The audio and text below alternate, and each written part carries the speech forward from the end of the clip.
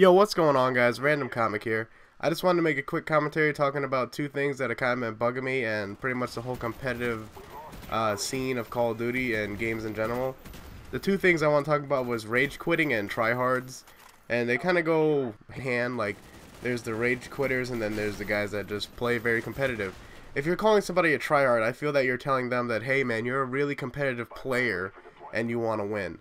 And I think that that's kind of stupid that that would be seen as an insult, because if somebody calls me a tryhard, I mean, obviously some people take it in offense and they take it as a, something kind of offensive, kind of like if you called somebody maybe from the South, like a redneck or a hick or something. Everybody has their own slurs and stuff that offend people, but I mean, there is a competitive aspect of games. If you consider Call of Duty a game or a competitive sport, obviously there's two teams facing each other, and if you call somebody a tryhard, I don't see a problem with that. If you call somebody a tryhard, I use this analogy sometime. It's like, what would you want to call Kobe Bryant in the fourth quarter? What would you want to call, Michael Phelps, the guy who won a whole shitload of U.S. gold medals in the Olympics? And I mean, if you're calling somebody a tryhard and they're trying to win, it's competitive.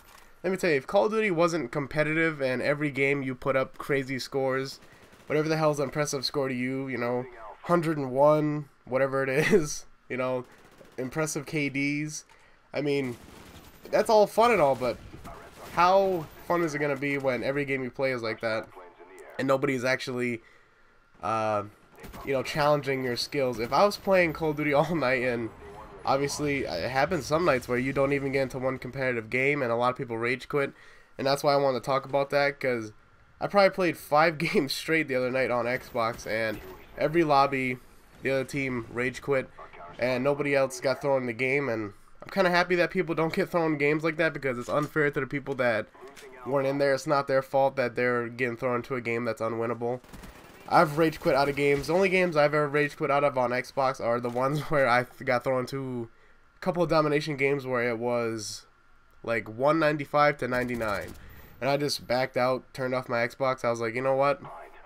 Fucking Microsoft isn't helping me, and Black Ops is just trying to shit out my win-loss, and it pretty much just showed that it's impossible to win certain games. So I don't see a problem with rage quitting that. It's not my fault.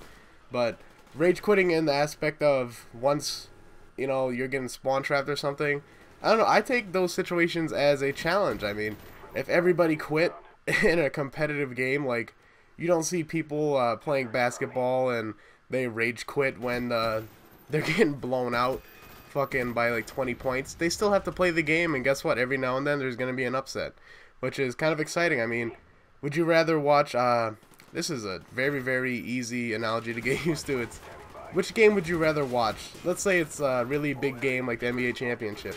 Would you rather see a fucking blowout, like the Lakers versus Celtics, like just see a blowout totally, like maybe the Lakers win by like 30 points? Or would you want to see a competitive game where it goes down to the last shot, and the last shot is what determines the game?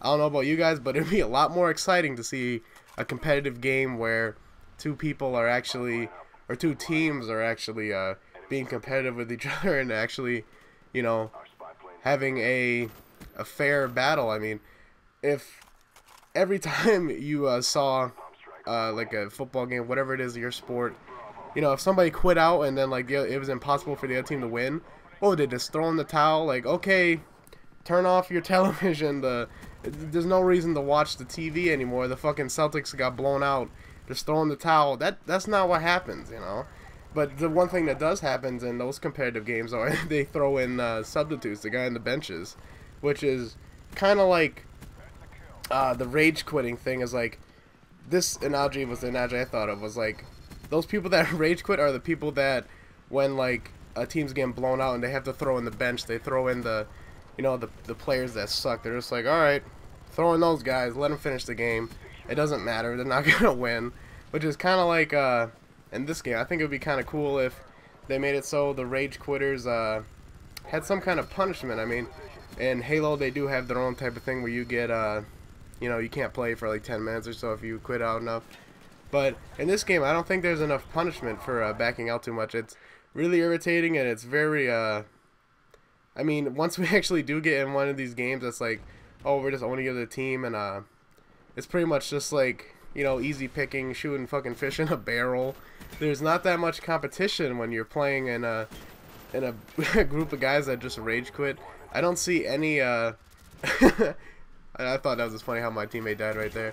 I don't think it's. I don't even know what the hell I was talking about. Let me change the subject a little bit. Let me talk about the tryhard shit. I was thinking about the tryhard. I mean, just like I was saying, would you rather?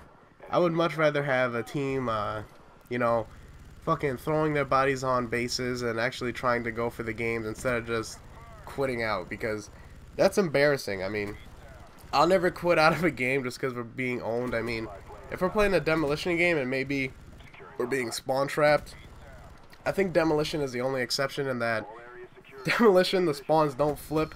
I was actually going to post a video where I was playing on Nuketown, and at the very last second on Nuketown, like, I'm in their spawn, I was behind the fence, and literally I had a couple guys spawn right behind me. There was no obstacle, it was just, I didn't see them in my point of view, but we had a blackbird up, so I saw them.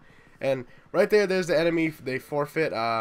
You know, what are you gonna do? Sometimes we get the upper hand and actually have a you know, a non-competitive game. And I mean, every player has these games. Look, 48-2, it's impressive, but look at that. There's nobody on the other team, and it's not very competitive. But you know, I just thought I'd bring up a few interesting things that have been in my mind lately.